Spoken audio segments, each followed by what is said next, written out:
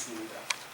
이상하게 일단 우리 학교만 들어가면 표정들이 다 어두워요. 그래서 일주일 동안 왔다 갔다 하다 보면은 저도 굉장히 좀 마음이 좀 어두워지는 그런 것 같고요. 이렇게 학교 자원교회처럼 아름다운 찬양이 들리는 게 아니라 예배 시간이 되건 뭐가 됐든 밴드를 치느라고 머리도 복잡복잡합니다. 어제 올림픽 동원에 갔거든요. 갔더니 이제 어떤 공연은 돈을 많이 달라고 해서 못 받고, 근데 이제 옆에 가니까 치어리더 공연대회가 있어요. 이걸 공짜였는데요. 일부러 들어가서 한 2시간 봤습니다. 조그만 애들까지 나와가지고 뭐 이렇게 응원하면서 피라미드 만들고 뭐 2층, 3층 담도 쌓고 집어던지고 하는데요. 얼마나 재밌는지 저절로 막 박수가 나와서 어제 하루 종일 박수 치다 보니까 제 마음은 굉장히 즐겁습니다. 오늘 즐거운 기분 함께 나누어 가지시고 좋은 한 주 보내시기 바랍니다. 이번 주일부터 성령의 절기가 시작됐습니다. 오늘이 바로 성령 강림 주일입니다. 그런데 교회력으로는 성령 강림 주일은 여전히 부활절 절기에 속합니다. 성령 강림 주일은 부활절 마지막 주일이 되는 셈이죠. 우리 그리스도교는 8이라고 하는 숫자를 굉장히 신성하게 생각합니다. 초대교회부터 8은 거룩한 곳의 상징이었습니다. 그렇기 때문에 우리는 일주일의 성법도 달라요. 세상에서는 일, 월, 화, 수, 목, 금, 토 7일이지만 우리 그리스도인들은 항상 세물할 때 주일부터 그 다음 주일까지 8일을 계산합니다. 이 8이라고 하는 숫자에 신앙의 두 신비가 담겨 있습니다. 하나는 우리의 고향인 삶의 출발지도 주일이다. 그리고 우리의 목적지인 삶의 종착지도 주일이다. 주일은 주님의 날이죠. 주님의 날에서부터 주님의 날을 향해 순례하면서 우리는 점점 하나님의 거룩을 닮아가는 것입니다. 또 하나 8의 신비가 있습니다. 우리에게 제8일은 우리 주 예수께서 부활하신 축제날입니다.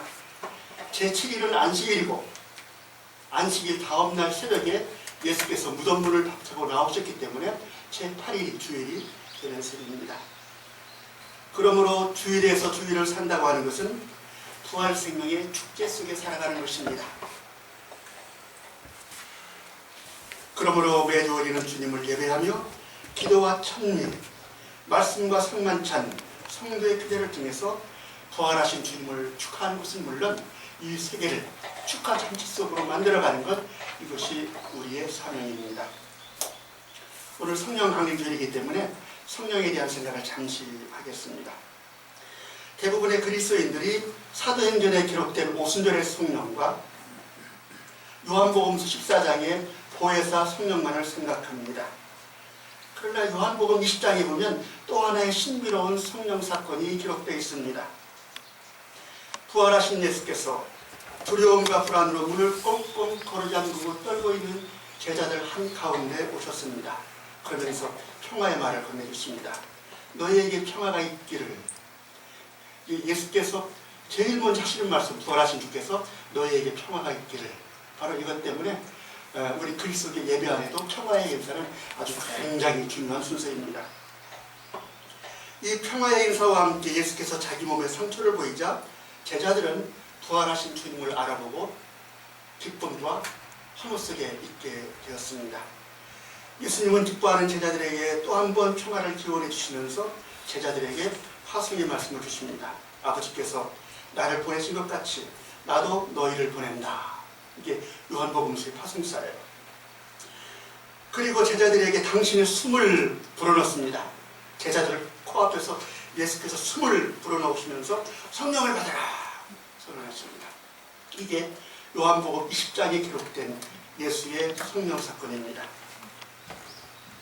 그러면서 또 한 번의 파송사를 주시는데 너희가 누구의 죄든지 용서해주면 그 죄가 용서될 것이요 용서해주지 않으면 그대로 남아있을 것이다 하는 마지막 파송의 말씀을 전해주십니다. 예수께서 우리 앞에 숨결을 토하시며 불어넣으신 것, 이것이 바로 성령입니다. 저는 가끔 기도할 때 하나의 이미지를 생각합니다. 예수님이 내 앞에 계시다고 생각을 해요. 그리고 숨을 들이쉴 때 예수께서 나한테 자기의 숨결을 토하시며 성령을 받아라 이렇게 생각을 해봅니다. 그러면 내가 쉬는 그 숨이 굉장히 아주 명쾌하고 상쾌하고 기쁜 것을 알게 됩니다. 이 예수 숨결 성령은 오순절 다락방의 성령처럼 뜨겁거나 보혜사 성령처럼 고요하진 않습니다. 그러나 이 예수의 숨결 성령은 굉장히 생활적입니다. 이 숨이라고 하는 것 자체가 우리 생활 아니에요? 그리고 예수께서 숨으로 불어넣으신 이 성령은 파송사와 마찬가지로 우리의 삶에서 서로의 죄를 용서하는 능력으로 작용합니다. 그러므로 우리는 이 세상에서 용서하고 화해하는 일을 위해 파견을 받은 것이죠. 이것이 바로 성령 선교입니다. 예수께서 숨결을 불어넣으시며 주신 선교의 사명, 너희가 죄를 용서하면 다 용서받을 것이다. 너희 서로 용서하라. 예수님의 이 숨결 성령, 이 성령은 불안한 문화 속의 현대인들에게 온갖 것으로 분열하고 미움을 자아내는 우리 사회에 무엇보다 그리스도의 십자가로 화해의 삶을 살아야 함에도 온갖 감정과 갈등으로 서로 상처를 주어서 자꾸 분열하고 심지어는 신앙마저 떠나가는 오늘날 한국 그리스도인들과 교회에 주시는 하나님의 크나큰 선물입니다. 오늘 우리도 우리에게 불어주시는 주님의 이 숨결을 깊이 들이마시기 바랍니다. 서로 주님의 평화를 빌어주고 서로의 허물을 용서하고 하나 되기를 바랍니다. 그렇게 하면 예수님의 숨이 우리 안에서 작동해서 우리 모두를 천국 삶을 맛보는 잔치 인생으로 안내해 줄 것이라고 생각합니다. 이 오순절의 성령, 보혜사 성령, 주님의 숨결 성령은 같은 하나님의 영입니다. 그리고 성령은 만물을, 이 세상을, 우리 인생을 언제나 새롭게 합니다. 이것을 경험하기 때문에 히브리 시인이 이렇게 노래하는 거죠. 주님께서 숨을 거두어 드리면 그들은 죽어서 본래의 흙으로 돌아갑니다. 주님께서 주님의 숨을 불어넣으시면 그들이 다시 살게 됩니다. 주님께서는 땅의 모습을 늘 새롭게 하십니다. 날마다 성령 숨을 쉬는 여러분, 우린 날마다 새로워집니다. 새 모습을 띠게 됩니다. 오늘 만물을 새롭게 하시는 성령을 묵상하면서 고물상 하나님을 생각하게 됐습니다. 마침 제가 사는 청호동에 고물상이 몇 개 있는데요. 거기 지나가다가 문득 설교 제목이 떠올랐습니다. 거기에는 온갖 버린 것들이 산더미처럼 쌓여 있습니다. 고물상이니까요. 플라스틱, 종이, 넝마, 병, 쇠조각 많아요. 그런데 이 고물상에 공통점이 하나 있습니다. 우선 고물은 죄다 못 쓰거나 망가지거나 낡아서 내다 버린 것들입니다. 쓸만한 거는 버릴 리가 없겠죠. 못 쓰니까 다 내다 버렸어요. 또 한 가지가 있는데요. 이런 고물을 못 쓰는 걸 못 알아먹으니까 고물을. 그 고물이 돈이 된다는 거예요. 다시 재활용해서 쓸 수가 있습니다. 이것을 재생하면 돈이 되기 때문에 고물상들이 자꾸 고물을 모읍니다. 재밌는 거는요.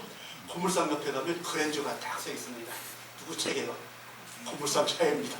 고물을 가지고 부자가 된 거예요. 저도 그럴 줄 알았으면 그런 것도 한번 해볼 건데 그랬습니다. 고물상 하나님, 몹시 불경스러운 표현일지 모릅니다. 그러나 오늘 이 시대의 문화와 우리 삶을 새롭게 하시는 하나님을 표현하는 데는 가장 적절한 메타포가 아닌가 이렇게 생각을 합니다. 하나님은 버려지고 망가지고 쓸모없는 존재들을 붙들어서 새롭게 고치실 뿐더러 아주 귀중하게 사용하기 때문입니다. 봉독한 시편은 찬양시의 한 구절입니다. 이 구절은 마태복음 21장을 보면 악한 포도인의 소작인의 비유에서 살해당한 아들 곧 그리스도를 상징하는 것으로 인용되고 있습니다. 그러나 어디 예수님뿐입니까? 민족 중에 가장 수도적고 미천한 노예 출신의 히브리들도 버려진 존재들입니다. 자기들이 그렇게 고백하잖아요. 우리는 가장 수도적다. 나라를 잃고 바벨론의 포로가 되어 날마다 강가에서 시온의 노래를 울면서 부른 유대 백성들도 버려진 존재였습니다. 바리새인들이 죄인으로 규정해서 국민권을 박탈당한 예수님 시대의 유대 민중들도 버려진 존재들이었습니다. 이게 건축자가 버린 돌이에요. 사람들이. 진실로 놀랍고도 신기한 일입니다. 집 짓는 사람들이 내버린 돌이 집모퉁이의 머릿돌이 되었다. 이것은 주님께서 하신 일이니 우리 눈에는 기이한 일 아니냐. 이것이 히브리 시인이 그리고 이스라엘 예배 공동체가 예배의 자리에서 함께 소리 높여 찬양한 이유입니다. 건축자는 내다버렸는데 하나님이 주어서 모퉁이로 쓰셨다. 얼마나 기이한 일이냐. 바로 이것을 예배 공동체가 늘 찬양하며 살았다는 것입니다. 건축자가 쓸모없다고 버린 돌을 주어서 머릿돌로 삼으시는 야훼 하나님, 이 구절을 읽는 순간에 제게는 하나님은 영락없는 고물상이시다 생각이 드는 거죠. 이 버려진 존재들을 찾고 부르시러 오신 분이 바로 우리 주 예수님입니다. 오늘 마가복음서 보시면 예수께서 세리를 제자로 부르시고 세리와 죄인들과 어울려 음식을 잡수십니다. 이것을 보고 바리새인들 기분이 언짢았어요. 식사라고 하는 건 우리처럼 그냥 먹는 식사가 아니라 이건 굉장히 사회적인 관계거든요. 경건한 사람이 죄인들과 어울려서 밥을 먹는다고 하는 것은 있을 수가 없습니다. 그래서 바리새파 바벨포박자들이 예수님 제자들한테 물었어요. 따지면서 저 사람은 왜 세리들과 죄인들과 어울려 밥을 먹습니까? 세리들, 죄인들 다 똑같이 버려진 존재들이에요. 유대 사회에서 왕따당한 그런 존재들입니다. 이들은 회당에 드나들 수가 없습니다. 회당에 드나든다고 하는 것은 유대인들에게 너무나 중요합니다. 회당에 출입을 해야 회당 안에 있는 생명책 명부에 이름이 기록됩니다. 그게 하나님의 자녀라고 하는 증거예요. 그러나 회당에 들어갈 수 없는 사람은 생명책 명부에 이름이 기록되지 않기 때문에 사회에서도 버림받았지만은 하나님에게도 끊어진 그런 사람을 뜻합니다. 사람은 사람이되 고물덩이 같은 그런 존재들이 세리와 죄인과 천기들이에요. 그 말을 예수님께 전했더니 예수님 제자들에게 말합니다. 건강한 사람에게는 의사가 필요치 않으나 병든 사람에게는 필요하다. 나는 의인을 부르러 온 것이 아니라 죄인을 부르러 왔다. 그 공동체가 버린 사람들을 찾고 부르시는 주님, 역시 제게는 영락없는 고물상 하나님으로 생각되는 것입니다. 여러분, 이 고물상 하나님의 고백과 취업은요, 생태가 파괴되어서 파국의 위기 앞에 있는 우리 세계의 문화를 치유하는데 굉장히 중요합니다. 꼭 필요합니다. 날마다 뉴스에서 보고 듣듯이 세계가 쓰레기로 몽사를 갔습니다. 우리나라도 쓰레기 불법 수출했다가 망신당했잖아요, 국제적으로. 그것뿐만 아닙니다. 나라 전체가 쓰레기더미예요. 제가 시골길을 걷다 보면 논두랑 저쪽에다가 냉장고서부터 타이어서부터 곳곳이 다 쓰레기입니다. 말만 쓰레기 분리수거지 아무리 제가 분리수거를 잘해도 나중에 하나에다가 다 몰아가지고 변이고 집에서는 분리쓰레기 수거해야 의미가 별로 없습니다.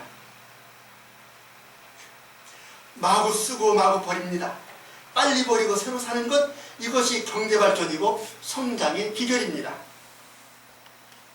이로 인해서 자원이 고갈되고 생태가 훼손되고 생물종이 사라지는데도 그것은 별로 그렇게 대수롭게 생각 안 해요. 생태학자들이 하나같이 경고합니다.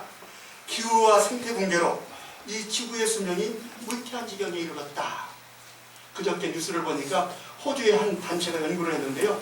정확히 30년 후에는 지구의 절반이 멸망하는 것을 목도할 수 있을 거다. 이런 자료를 내놓았습니다.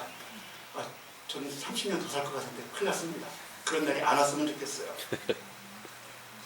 빠르면 우리 세대나 다음 세대는 이 지구의 참력을 목격하게 된다는 것입니다. 정말로, 진실로 이제 쓰레기를 쓰레기라고 말하면 결코 안 되는 그런 시대가 왔다는 것이죠. 버릴 수밖에 없게 된 것들을 폐품, 병 이런 모든 것들은 지속 가능한 삶을 창조하는 자원이라고 하는 것, 이걸 생각해야 합니다. 땅속에 있는 쇳덩이만 자원이 아니라 우리가 버리는 쓰레기도 이제는 자원이다. 자원이다. 제사의 물결이라고 하는 책이 있습니다. 이 책은 지구의 자원이 완전히 고갈되고 생태계가 파괴되는 비극을 막으려면 사알의 가치관과 삶이 필요하다 알려줍니다. 첫 번째 R은 리페어, 수리입니다. 수리입니다. 고장난 것을 버리지 않고 고쳐서 다시 쓰는 것입니다. 이게 리페어죠. 저는 지금 18년째 굴러가는 차가 있는데요. 차 살 돈도 없지만은 그래도 한 25년까지는 고쳐 쓰고 좀 한번 그래보려고 그래요. 자꾸 돈 있다고 새 차 사지 말자. 고쳐 쓰자. 두 번째 R은 리컨디션입니다. 원상복구입니다. 나무를 베었으면 다시 심어서 원상복구합니다. 우리 삭교 작은 게 고마운 거는요, 종이컵 안 쓰는 거. 별거 아닌 것 같아도 아름다운 일입니다. 저도 종이컵 안 써요. 항상 제 컵 가지고 다니지. 내가 종이컵을 하나 쓰고 복사지를 하나 사용해서 나무 한 그루가 상실됐다면 그 다음 나무를 두 그루 심는 거. 이게 바로 원상복구입니다. 세 번째 R은 리유스, 재사용이죠. 맥주병 같은 유리 재질이나 쇠 같은 것은 다시 활용합니다. 다시 활용합니다. 네 번째 R은 리사이클, 재생입니다. 건전지, 일회용 건전지 말고요. 계속 충전하는 건전지가 있습니다. 처음에 살 때는 좀 돈이 들지만은 충전지 되는 그런 건전지 사다가 1년이고 2년이고 쓰면 자원 낭비 안 되잖아요.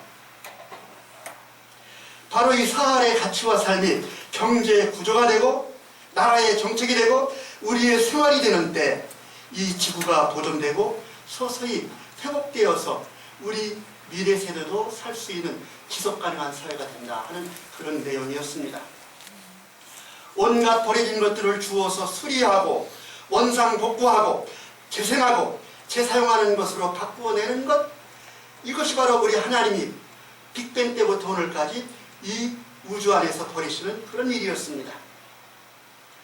바로 이러한 삶을 위해서 우리는 이 지구 생태 안에서 고물상 하나님을 선포하고 고백해야 하는 것입니다. 한 역사나 공동체도 고물이 되는 때가 있어요. 쓰레기가 되는 때가 있습니다. 바로 이런 역사 가운데 하나님을 고백하는 것 중요합니다. 이 망가진 역사와 공동체를 되살리는 하나님 고백이 바로 레위기 25장의 신년이죠. 이스라엘 공동체가 처음에는 출발이 좋았어요. 평등, 해방 공동체였어요. 야훼 하나님만 믿고 온 백성들이 평화롭게 평등하게 그런 삶을 살았습니다. 그러더니 시간이 한 조금 지나니까 공동체가 점점 흐트러지기 시작합니다.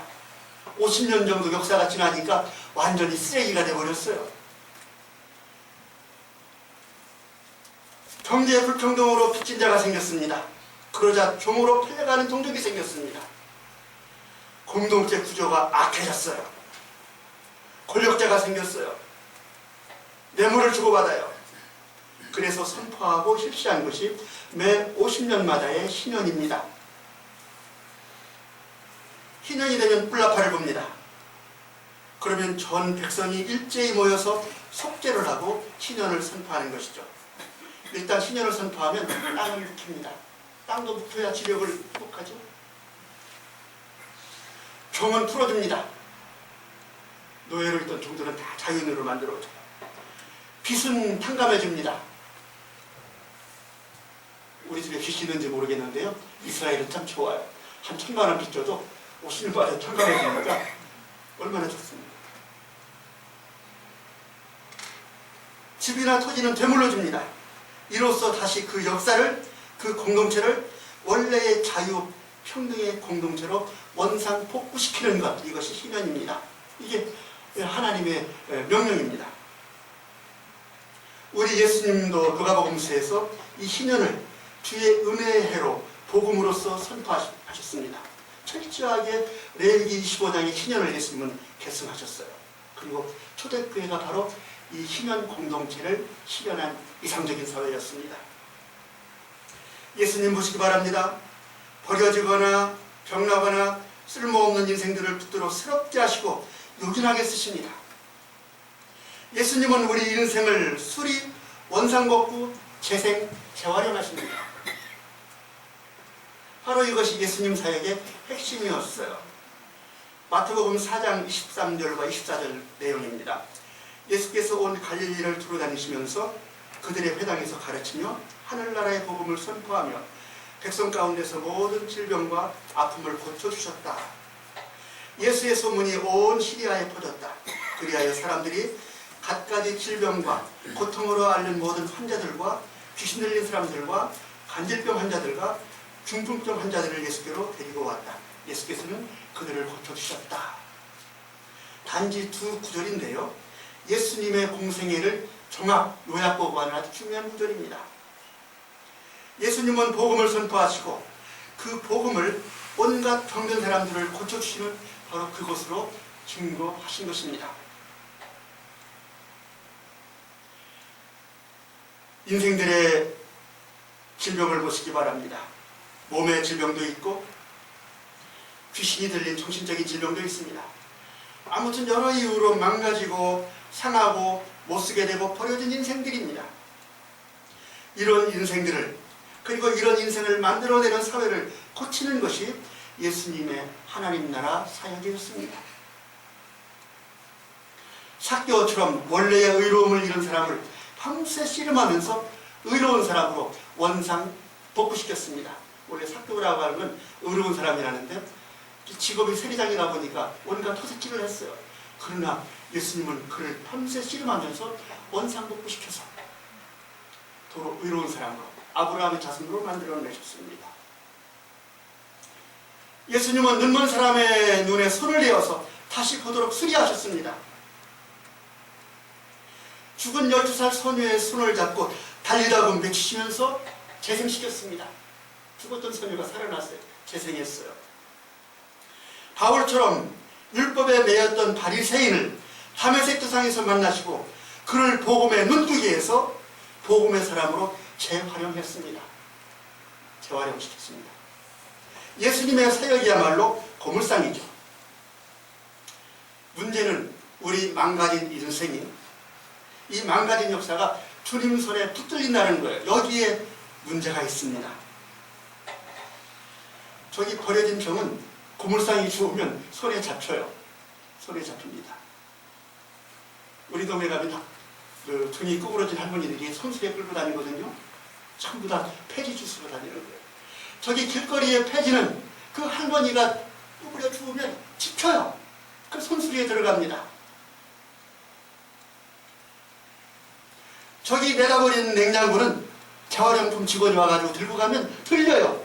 트럭에 실려갑니다. 그러면 병은 세척해서 재활용합니다. 신문지는 다시 재생됩니다. 냉장고는 다시 작동합니다. 자연도 마찬가지예요. 자연도 하나님이 붙들면 하나님 손에 붙잡혀요. 10여 년 전에 강원도에 큰 불이 난 적이 있습니다. 강원도 전체가 아주 쑥대밭이 됐어요. 어떻게 복원할까? 아주 큰 과제였습니다. 그래서 많은 학자들이 모여서 토론한 결과 그냥 놔둬라. 뭐 심지 말고 그냥 놔두면 절로 우거진다. 몇 년 뒤에 정말로 숲이 재생됐습니다. 그것도 아름다운 숲으로. 사람들이 인위적으로 만들지 않으니까 자연이 자기의 필요에 따라서 자연을 만들어냈어요. 살아있는 자연 생태도 하나님의 창조 질서의 손길에 따라 절로 이렇게 솟아나는 것입니다. 이것을 우리는 하나님의 창조 질서라 이렇게 얘기합니다. 그러나 놀랍게도 인간과 인간의 역사만이 고물상 하나님의 손에 들리기를 거부하는 거예요. 거부는 물론이고 때로 반항하고 때로는 대듭니다. 그것이 예언자를 박해하고 예수를 십자가에 못 박을 그런 것으로 나타나는 것이죠. 요한 사도에 따르면 인간과 인간의 역사만이 참 빛이 이 땅에 왔는데도 세상은 그 빛을 맞이하지 않는다 이렇게 증언하고 있습니다. 예수께서 한날 거라사 지방에서 군대 귀신이 들린 난폭한 사람을 고친 적이 있습니다. 이 거라사라고 하는 마을에 가서 군대 귀신이 들리는 그 무서운 걸 쫓아냈어요. 군대 귀신이라고 하는 것은 떼거리 온갖 정신병 현상을 말합니다. 사회 통일을 말하는 것이에요. 그런데 이 군대라고 하는 귀신을 쫓아내니까 이것을 본 거라사 사람들이 기뻐하기는커녕 두려워하면서 예수님 보고 떠나주시오, 떠나달라는 겁니다. 왜 그렇습니까? 제정신으로 사는 것, 맨정신으로 사는 것, 정상으로 사는 것, 이것이 싫은 거예요. 그러니까 정상으로 만드는 예수님 보고 떠나달라. 우리 사회가 그런 거 아닙니까? 뇌물 받고 아부하고 불타고 이런 거야 성공하는데 그걸 못하게 하면 도태되는 것입니다. 오늘날 예수님이 우리 사회에 오셔도 떠나주시오 아마 그러리라고 저는 생각을 합니다. 폴 틸리가 말한 대로 인간의 불완전한 자유의지 때문일지도 모릅니다. 내가 망가졌는데도, 내가 병들었는데도, 이 공동체와 역사에 쓸모없는 존재인데도 그것을 고치려고 내미시는 고물상 하나님의 손을 우리 인간이, 이 역사가, 이 공동체가, 이 한국교회가 거부하는 거예요. 여기에 문제가 있는 것입니다. 예수께서 나는 병자를 부르러 왔다, 죄인을 부르러 왔다 하셨습니다. 내 삶에서 그것이 내 신체적 아픔이든지 간에 정신적 상처든지 무엇이든지 망가졌다고 깨닫는다면, 쓸모없어졌다고 버려졌다고 느껴진다면, 병들었다고 판단이 된다면 내 인생을 주우시는 주님의 손길에 붙잡히기를 바랍니다. 주님은 우리를 수리, 원상복구, 재생시켜서 더 크게 활용하실 것입니다. 이 역사와 이 민족과 공동체도 고물상 하나님의 손에 붙잡혀야 돼요. 이 세계의 역사도. 세상에 기독교가 없어져야 편안하다고 하는 그런 의견들이 많이 있습니다. 특별히 생물학자 리차드 도킨스는 기독교가 빨리 사라져야 인류가 평화롭다 그렇게 얘기를 하잖아요.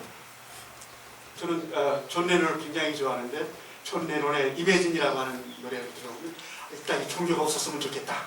이 종교가 없어져야 평화로운 세상이 온다. 그렇게 꿈꾸는 거예요. 그러나 이런 전에는 타락하고 독선적인 근본주의 기독교 현상이지 절대로 우리 성서적인 복음적인 그리스도의 얘기 아닙니다. 아놀드 토인비나 폴 틸리 같은 대학자는 한 역사나 국가가 공산주의나 자본주의, 특정 정치 이념 이런 것을 신봉할 때 이것은 유사종교이고 이 유사종교야말로 정말로 더 끔찍한 비참을 가져온다 이렇게 말해주고 있습니다. 보세요. 한국의 엉터리 같은 기독교 태극기부대도 문제지만 태극기보다 더 무서운 것은 히틀러였습니다. 스탈린이었습니다. 미국의 신자유주의 정책이었습니다. 무엇보다 틸리는 유사종교는 악마가 된다, 마성을 띈다 이렇게 알려주고 있습니다. 때문에 우리의 역사도 이 국제질서도 주시는 하나님의 손길에 붙잡혀야 된다. 붙잡혀야 된다. 그래서 유사종교에 빠지지 않고 생명으로 거듭나야 한다. 한날 사도 베드로와 요한이 기도 아래 성전에 갔습니다. 거기 나면서부터 안진뱅이가 구걸을 하고 있습니다. 그 안진뱅이가 사도들을 이렇게 바라봐요. 무엇을 주기를 바라보는 거죠. 뭘 줬으면. 거지가 바라는 게 무엇이겠어요? 돈이죠. 돈이죠. 그러나 베드로는 그에게 말합니다. 나는 은이나 금은 없다. 그러나 내게 있는 것은 나사렛 예수 이름이다. 그 이름을 그대에게 주니 일어나 걸으시오. 그러면서 베드로는 그 안진뱅이의 손을 잡았습니다. 베드로가 나사렛 예수 이름으로 잡은 그 손, 바로 주우시는 하나님의 그 손이었습니다. 고물상 하나님의 그 손입니다. 이 안진뱅이가 바로 그 손에 붙들렸을 때, 잡혔을 때 그는 벌떡 일어나서 걷고 뛰면서 하나님을 찬양하였습니다. 여러분, 오늘 내 인생에 우리 사교 작은 교회에 이 결례에 필요한 건 무엇입니까? 안진뱅이가 원하는 것, 또 세상 사람들이 원하는 것, 돈, 지위, 권세 이런 것들입니까?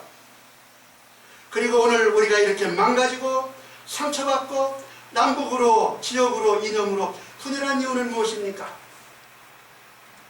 심지어 교회에서 앙금을 가지고 목사와 장로 사이에, 교우 사이에 상처를 주고 하는 이유가 무엇입니까? 내 주장, 내 감정, 내 철학, 곧 내가 내 손에 붙들려 살기 때문이라고 생각합니다.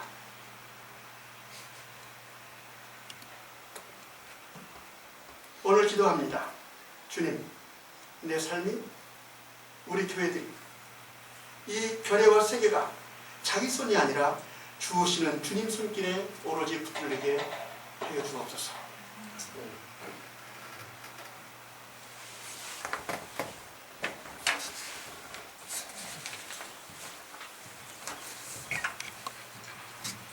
주 하나님, 오늘도 메마른 우리를 거세게 주님의 신바람을 타고 도시며 망가진 우리 삶에 찾아오시는 주님의 손길을 느낍니다.